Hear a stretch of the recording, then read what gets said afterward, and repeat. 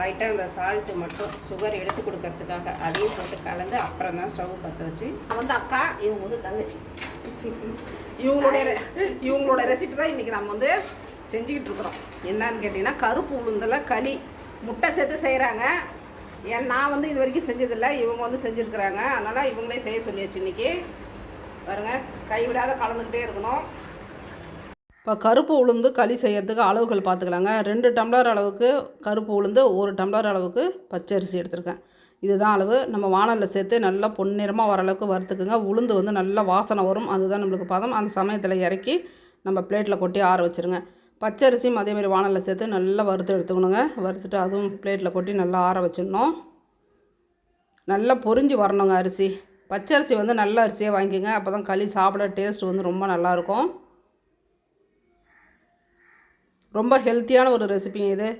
பெண் பிள்ளைகளுக்கெல்லாம் அடிக்கடி செய்து கொடுத்தீங்க அப்படின்னா உடம்புக்கு ரொம்பவே நல்லது. இந்த இடுப்பு வலி இருக்கக்கூடியவங்க லேடிஸ் நம்ம எல்லாம் சாப்பிட்டோன்னா இடுப்பு வலின்றது படிப்படியாக நம்மளுக்கு கம்மியாகிட்டே வரும். இந்த கருப்பு உளுந்து சாப்பிடும்போது நிறைய பெனிஃபிட் இருக்குங்க கருப்பு உளுந்தில். அதனால் வாரத்துக்கு 1 முறையோ இல்லை 2 முறையோ நம்மளால் முடிஞ்ச அளவுக்கு நம்ம வந்து செய்து சாப்பிட்டுக்கலாம்.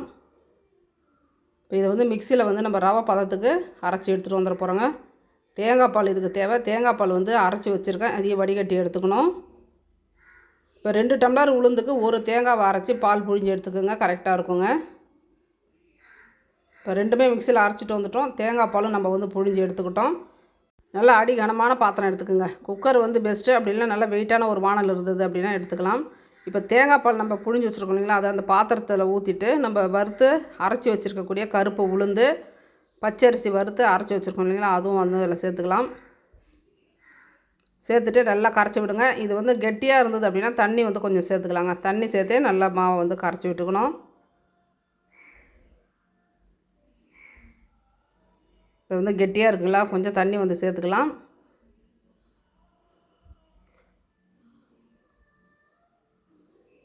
அதிலே வந்து முட்டையை வந்து நம்ம 2 உடச்சி ஊற்றிக்கிறோங்க.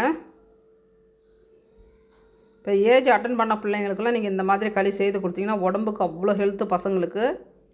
இப்போ இது நார்மலான முட்டை தாங்க நம்ம சேர்த்துருக்குறோம். நீங்கள் நாட்டுக்கோழி முட்டை இருந்தது அப்படின்னா கூட நீங்கள் அதை உடச்சி ஊற்றி கூட இந்த களி செய்திங்கன்னா ரொம்ப நல்லாயிருக்கும். முட்டை உடச்சி ஊற்றுறமே இது வந்து அந்த முட்டையோட ஸ்மெல் வரும் அப்படின்னு நீங்கள் வந்து நினைக்கலாம். கண்டிப்பாக அதில் வந்து அந்த முட்டை ஸ்மெல் கொஞ்சம் கூட இருக்காதுங்க. சாப்பிட்றதுக்கு டேஸ்ட்டு அந்தளவுக்கு அருமையாக இருந்தது. இப்போ முட்டையும் உடச்சி ஊற்றிட்டு நல்லா கலந்து விட்டுறலாங்க. தண்ணி வந்து பத்தலை அப்படின்னா இன்னும் கொஞ்சம் கூட தண்ணி வந்து நம்ம சேர்த்துக்கலாம். இப்போ நம்ம வந்து வெல்லம் சேர்த்து செய்ய போகிறோங்க. அதனால் வெல்லம் வந்து வானலில் கரைச்சி நல்லா கொதிக்க வச்சுட்டு அதன் பிறகு இதில் வந்து ஊற்றிக்க போகிறோம். வெள்ளத்தில் வந்து கொஞ்சம் மண் தூசி இருக்கனால அதை வடிகட்டி வானலில் கொதிக்க வச்சு இதில் நான் சேர்த்துக்கிறேங்க. அதை கலந்துக்கிட்டே இருக்கணும். இப்போ இதை நல்லா கலந்து விட்டுட்டு நம்ம வந்து ஸ்டவ் ஆன் பண்ணி ஸ்டவ்வில் வச்சு நல்லா கலந்து விட்டுகிட்டே இருக்கணும், கை விடாமல். கெட்டியாகிடும் உடனே, அதனால் கை விடாத கலந்து விட்டுகிட்டே இருங்க. இப்போ கொஞ்சம் நல்லா திக்காகி வந்துடுச்சிங்க. உளுந்தும் நம்மளுக்கு வந்து நல்லா வெந்து வந்திருக்கு. இந்த சமயத்தில் நெய் வந்து சேர்த்துக்க போகிறோம். நீங்கள் நெய் இல்லை அப்படின்னா நீங்கள் நல்லெண்ணெயில் கூட செய்யலாம். நல்லெண்ணெயில் செய்கிறது தான் இன்னுமே நல்ல ஹெல்த்துங்க. நெய்யை விட நல்லெண்ணெய் ரொம்ப பெனிஃபிட்னு சொல்லலாம். அந்தளவுக்கு வந்து உடம்புக்கு ஹெல்த்தான ஒரு விஷயம் அது நல்லெண்ணெய். அதனால் நீங்கள் நல்லெண்ணெய் கூட சேர்த்துக்குங்க. இப்போ சேர்த்துட்டு களியை வந்து நல்லா கலந்து விட்டுக்கிட்டே இருக்கலாங்க.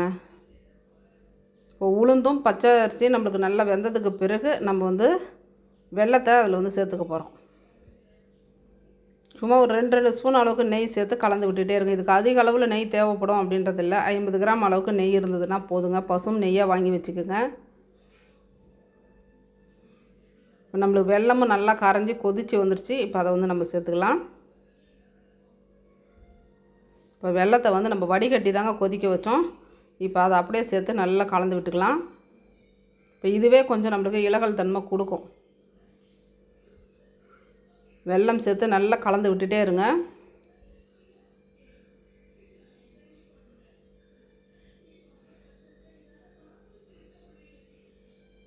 உப்பு இனிப்புலாம் போதுமா அப்படின்ற அளவுக்கு தொட்டு பார்த்தாச்சுங்க. சூப்பராக இருந்தது சாப்பிட்றதுக்கு.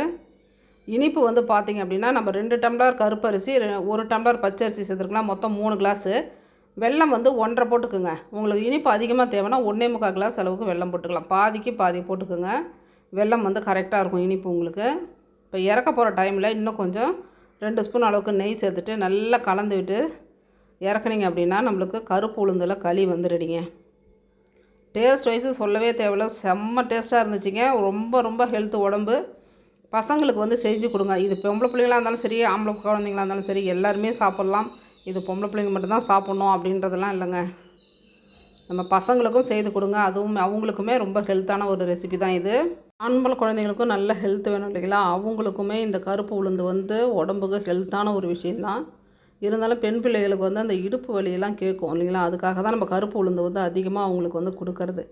நாமளுமே லேடிஸுமே கூட அதிகமாக நீங்கள் வந்து கருப்பு உளுந்து சேர்த்துக்கிட்டிங்க அப்படின்னா ரொம்பவே நல்லாயிருக்கும் உடம்பு ஹெல்த்தும். நீங்கள் சாப்பிட்டதுக்கு பிறகு உங்களுக்கு படிப்படியாக அதனுடைய முன்னேற்றங்கள் நம்மளுக்கு தெரியுங்க. அதனால் வந்து கருப்பு உளுந்து அடிக்கடி நம்ம சேர்த்துக்கிறது ரொம்பவே நல்லது. இன்றைக்கி கருப்பு உளுந்தில் முட்டை சேர்த்து நம்ம வந்து களி செஞ்சு சாப்பிட்றோம். அவ்வளோ நல்லா இருக்குது. நீங்களும் வந்து கண்டிப்பாக ட்ரை பண்ணி பாருங்கள். நாட்டுக்கோழி முட்டையாக இருந்ததுன்னா இன்னுமே பெஸ்ட்டு. நம்மளுக்கு கிடைக்கலன்றதுனால நான் வந்து எப்போயும் நார்மலான முட்டை நம்ம வாங்கணும் இல்லைங்களா, அதை வச்சு இன்றைக்கி வந்து இந்த ரெசிபி நான் ரெடி பண்ணேன். அவ்வளோ நல்லா இருந்துச்சுங்க. நீங்களும் வீட்டில் ட்ரை பண்ணி பார்த்துட்டு எப்படி வந்தது அப்படின்றத கமெண்ட்டில் சொல்லுங்கள். இந்த வீடியோ பிடிச்சிருந்ததுன்னா லைக் பண்ணிட்டு நம்ம சேனலை சப்ஸ்கிரைப் பண்ணிக்கோங்க. தேங்க்யூ.